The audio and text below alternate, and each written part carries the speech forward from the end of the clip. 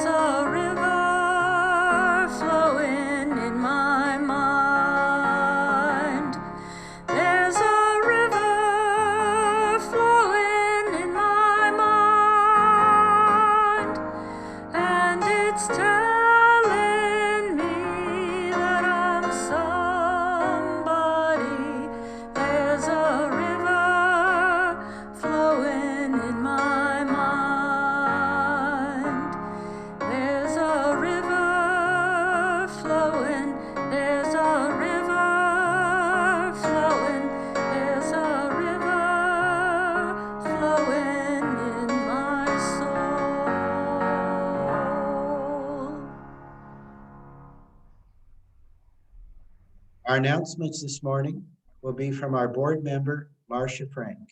Marcia? Thank you, Chris. Good morning, everyone, and good morning to our visitors. If you're a visitor with us today, we're inviting you to our Coffee with the Minister, which happens at noon after the service, and there'll be a Zoom link in the chat. So just let us know if you'd like to attend. We'd love to have you. Today at 1 o'clock, the Social Justice Committee will meet. Tim Hunter has that information if you'd like to join that. It's a Zoom meeting. On Monday evening from 7 till 8:30 is our meditation group, and this time it's going to be a hybrid meeting, so you can join either with Zoom or you could meet Chris Garcia at the sanctuary and call Chris and let him know if you would like to attend in person. Calling all middle and high school age youth. The youth group will meet this evening on Zoom from 6:30 to 8, and you can check the e-announcements for a link to that or contact Kim Miner, our youth minister. The Wednesday evening exploration group will be discussing part 5 and 6, that's chapters 19 through 29 of Cast by Isabel Wilkerson. If you are interested in this discussion, please contact Jan Parsons. They meet at 7 o'clock via Zoom. And if you have any ideas for future topics, please let Jan know. A reminder to all members, we're having our mid-year congregational meeting next Sunday at 1, and you do need to register for this. The registration link is in the e-announcements last week's, and it'll be in this week's. We are going to be voting on 2 items during this meeting. So if you're not able to attend in person, please let Ted know. He is the board secretary, and he'll send you a proxy form. Our church remains in phase 3 of its reopening guidelines, which means that groups of less than 15 are okay to meet in person. If you would like assistance in arranging a group meeting, just contact any member of the board, and we'd be happy to help you work with the different protocols, COVID protocols that are in place. And Ted reminds us to continue performing our hand hygiene measures, wearing a face covering when outside your home, socially distance, and stay home when you're sick. Thank you, and back to you, Chris.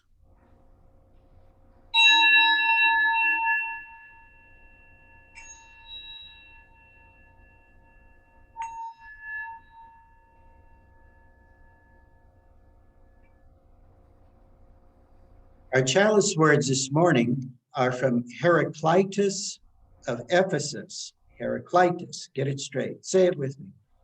Heraclitus. Makes you feel clean, doesn't it? He said these words about 500 years before Christ, right about the same time that another man in India named Buddha was saying almost exactly the same thing. In searching for the truth, be ready for the unexpected.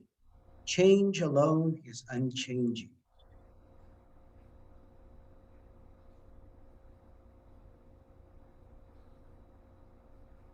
Our joys and sorrows this morning will be presented by a member of our pastoral care team, Chris Palmer.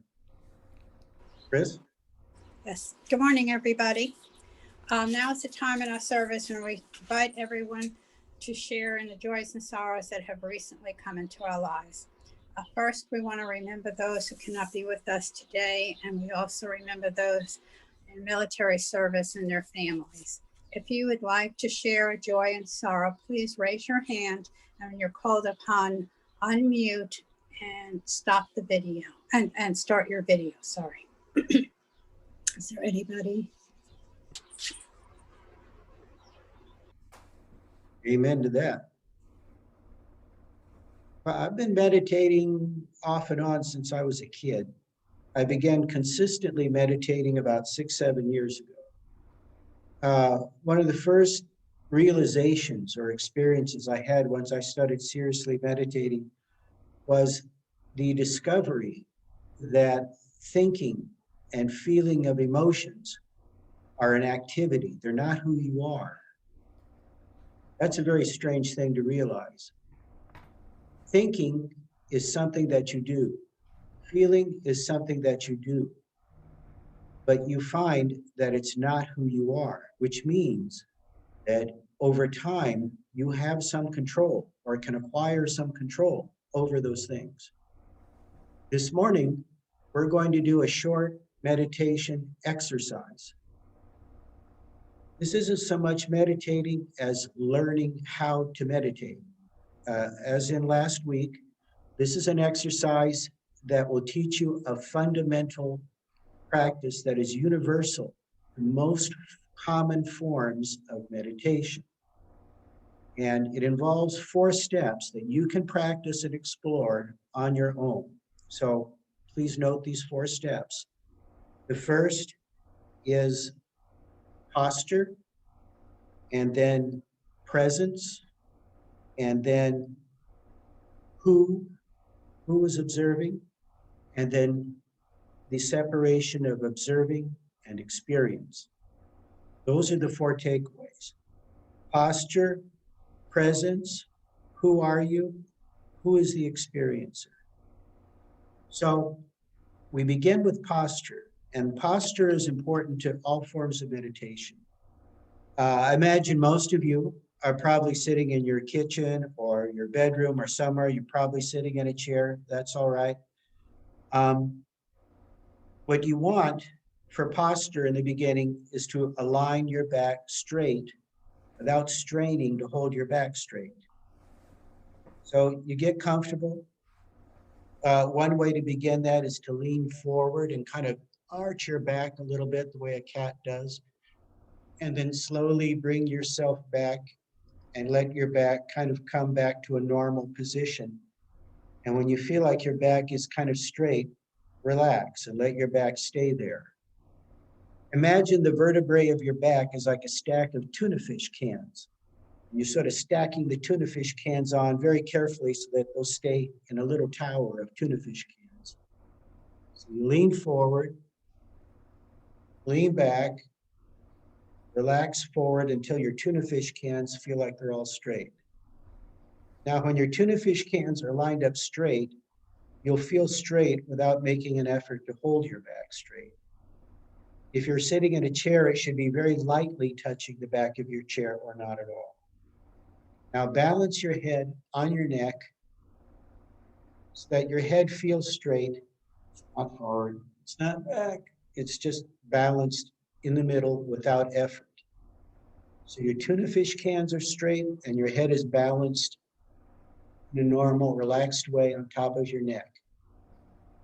The reason posture is important, along with woo-woo stuff about energy and things, is that it enables your body to be patient so that your body isn't tugging at you like a little kid trying to get your attention. By relaxing your body and by holding your body in a natural posture that you're evolved to do, your body will not bother you. That's posture. So, line up your tuna fish cans. Next thing you want to do is hold your hand in front of you like this. Now look at your palm. Look at your palm. Look at the lines on your palm. Look at the color of your skin. Is it pale? Is it red? Is it black? Is it white? Is it Asian? Look at your hand. Place your awareness on your hand so that you have a sense of being here right now. One thing that helps is to say out loud so that you can hear your voice telling yourself where you are. In my case, I would say, this is Sunday morning. I am in the sanctuary, standing in front of the podium. So I have a sense of presence. Now, we're going to begin the meditation practice. Now that you have established your posture, now that you've established your presence, where you are with your body, you don't have to close your eyes, but it helps. What you want to aspire to, and it may be difficult for some of us, is to relax your thoughts. You're not suppressing your thoughts. The mental chatter is there, and if you've been chattering in your mind all your life, don't try to stop it now. All you have to do is take your own awareness and presence and take a step back and watch the parade of the thoughts and the feelings going by. Maybe your body is tense. Maybe you've got a little pain somewhere. Maybe you've got anxious thoughts. Maybe you're wondering when I'm going to shut up. Whatever the thoughts are, just step back and watch them.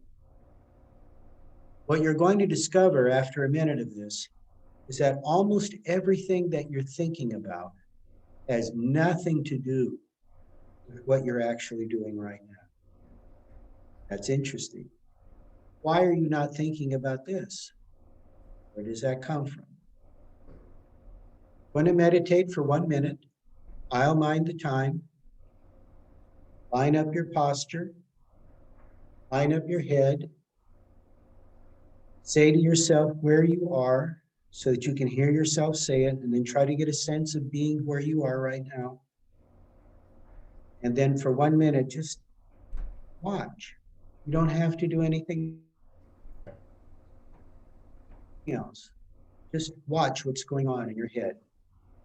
And then ask yourself this question: who is watching this?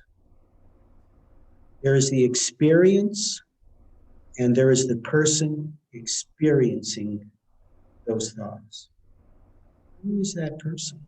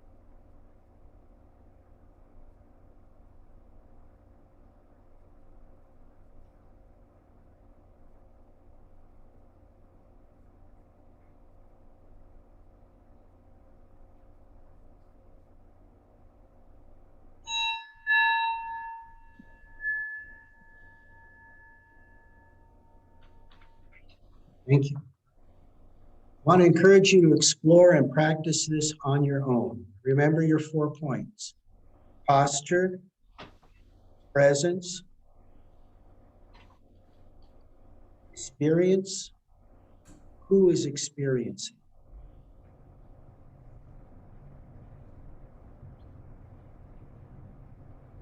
I brought this with me. This is a diary. I wrote this and several other diaries in Panama in 1995 and 1996. In 1995, I moved my little family, my wife and my 3-year-old son, to Panama, Central America. During that time, I had no job, I had no work permit, I had no idea about the future, and I was very afraid. This little book is filled with moments of fear, anger, and faith that somehow things are going to find their way. There's an episode in this diary where I walked into a supermarket in Panama, I think it was Casa del Oro, and I looked at all the good food that they had there, and I couldn't buy any of it. All I could buy was beans and rice, and I felt angry and I felt afraid. You can see, I'm eating a lot better now. It was changed. I had faith that they would change. Sometimes in life, you step off into an abyss and you just try to build your wings on the way down into the dark. And sometimes, more often than that, and you may have had this experience, somebody pushes you off into that abyss and you had just better make your wings up. I have a good deal now.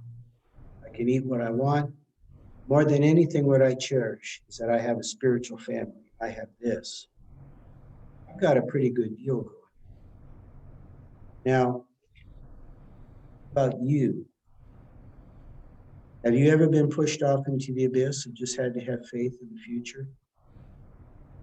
When I give a donation to my pledge to this church, I'm remembering the guy 25 years younger than me who wrote this book.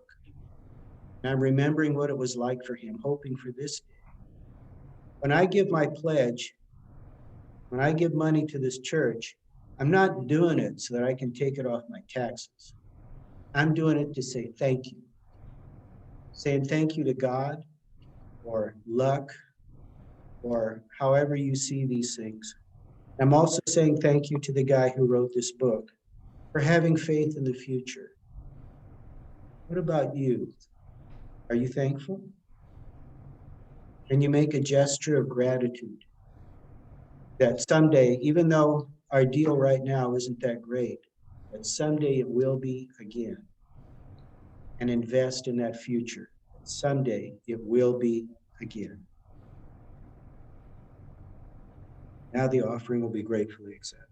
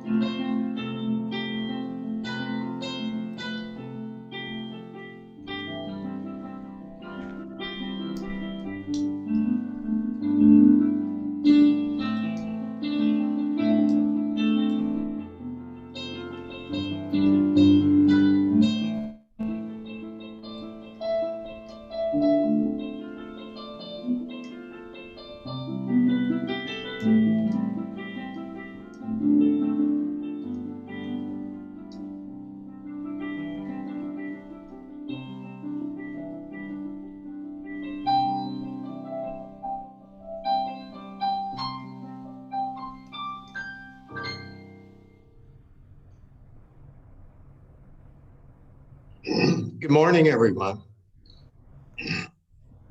Chris, I loved your meditation.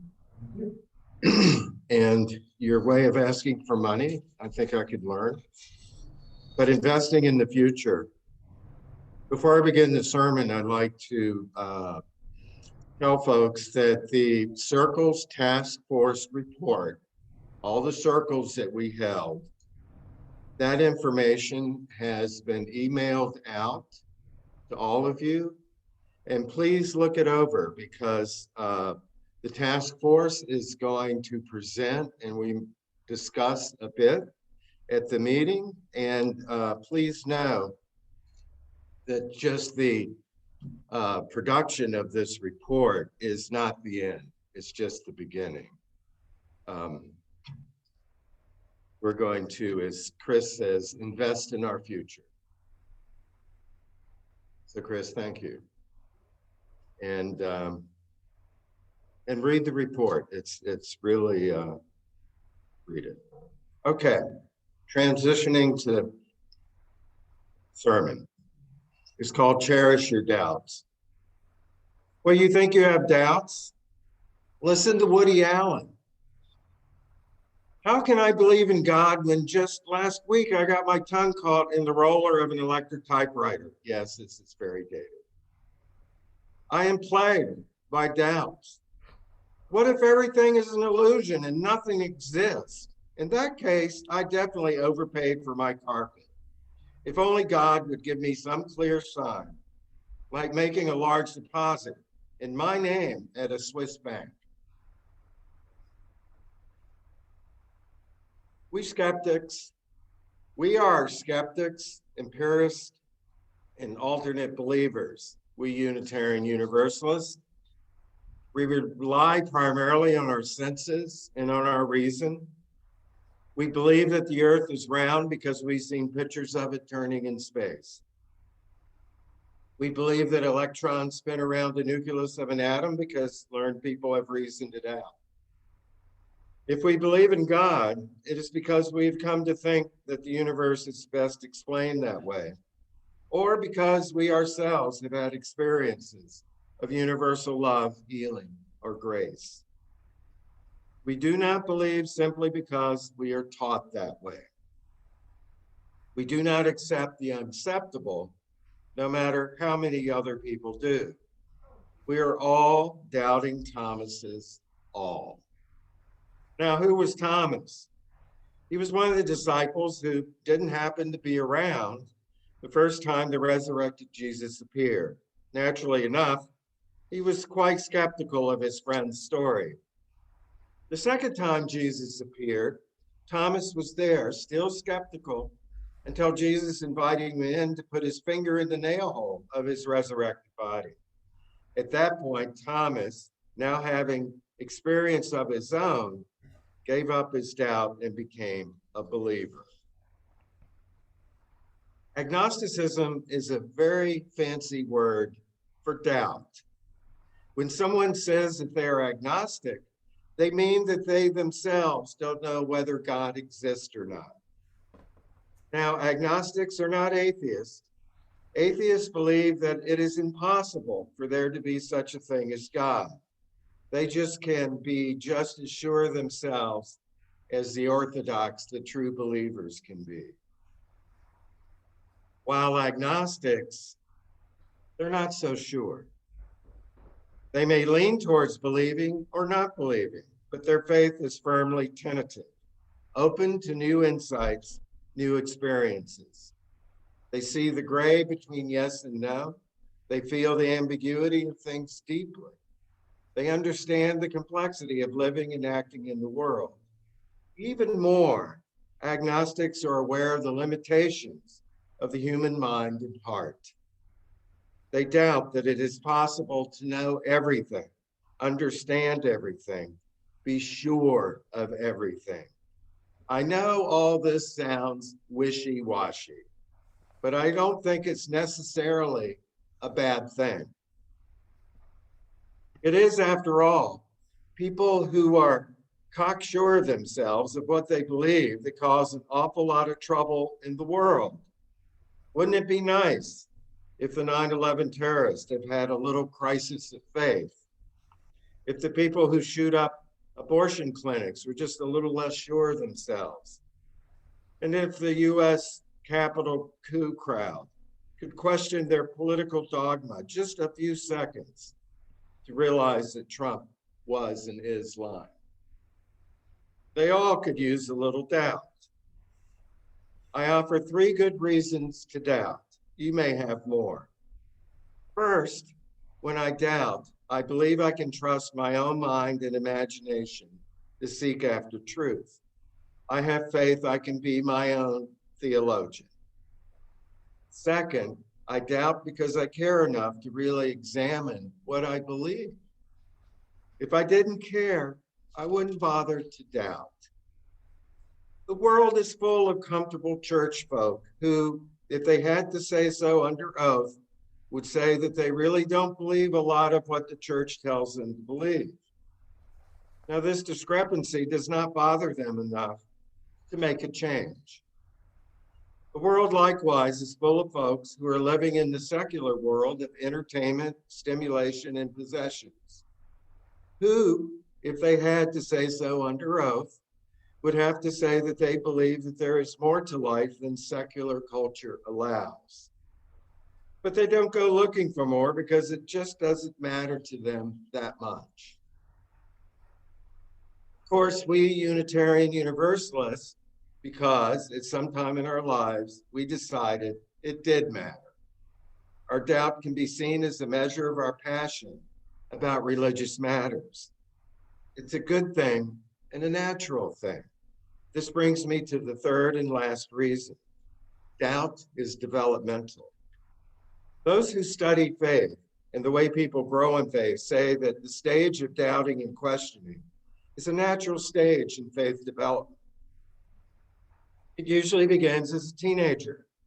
Young believers want proofs, are offended when what is taught in school is not the same as what's taught in Sunday school. They insist on using their own minds to think about what they've been taught. Some people never reach the doubting stage. Some reach it and stay there for a lifetime. Others move on to a newly sensitized faith. Cherish your doubts. But here's the rub.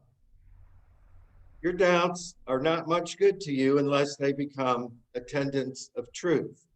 That is to say, unless you find your way to a faith which is authentic for you. Now, we Unitarian Universalists have been known to wallow in our doubts. We've been known to post "the question is the answer" bumper stickers on our cars. We cherish our doubts because they can lead us to greater truths. But sometimes we don't move on to those greater truths. We just hang out, doubt whatever we used to be taught, and enjoy the company. There's a children's card game called I Doubt It. The object is to get rid of all your cards. If you don't have the correct cards, you simply lie about it, putting any old card down. Since the cards are discarded face down, the only way you get caught is if someone has one of the cards that you just claimed to put down. They catch your lie by saying, I doubt it. Then the liar is stuck with the entire discarded pile and is all the farther from winning. One way to play the game is to say, I doubt it, whether you suspect your opponent of lying or not, just for strategy's sake. It's a very amusing way to spend an evening. And by the way, I was turned on to this by a teenager. It is not, however, a very meaningful way to spend a life. We may very well be atheists and agnostics about many of the things our neighbors believe. But if we never go on to consider what we do believe, how best to live our lives, and what might be the meaning of our death, we've played a parlor game with the only life we know. What a tragedy. To question, in other words, is not the answer. To say that it is confused ends with means. The question is one way to the answer, in a way which yields many benefits, but it is not the answer. The answer is the faith that we live by and act on, even if we hold it tentatively and keep it open for change. For us doubters, this faith, at the very least, includes faith that continued scrutiny will bring us better answers. I suspect it includes other firm beliefs in the goodness of life, in the worth of persons, in the interconnectedness of all things, in the rightness of democracy. The death, that death is not to be feared, that using force is not a good way to live your life, and so on. Our principles are what we hold in common. We make some guesses about some of these things, and we live by these guesses because we are never able really to find the answers to be written in the stars. You see, it is possible to be an agnostic and live by faith at the same time. It is possible to be an agnostic about some things and faith-filled about others. I'm an agnostic about a personal God, for instance, but firm in my faith in the worth and dignity of persons. It is possible to hold one's firm faith in an agnostic style. I believe in a spiritual reality in this world, but I do not believe in heaven or hell. But I'm open to the possibility that I could be wrong. The infinitude of things is more than my finite mind can manage. This is what I would call the theology of doubt. It's a theology which keeps us from self-righteousness, but not from action. It's a theology which gives us a platform for our lives, but allows that platform to change as our wisdom grows. Cherish your doubts. They not only lead to larger truth, but they make you wise, keep you humble, and allow you and me to live together in love. It's a great gift, this Unitarian Universalist faith of ours. Cherish it dearly. David? Thank you, Reverend Don, for that interesting sermon and certainly ideas to think about. Our closing hymn is hymn number 354. We laugh, we cry. We are singing only verses 1 and 4 today, and feel free to join at home. And we are led by our very own Jerry Goldman. So thank you, Jerry.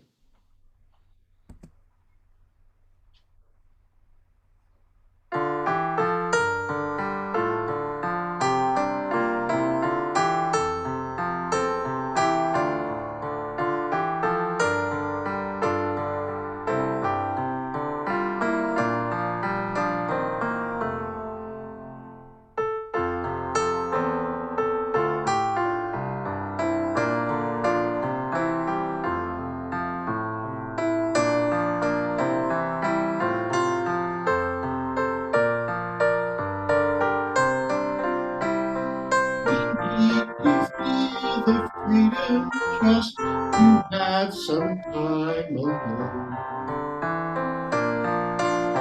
All your close friends, you can call all their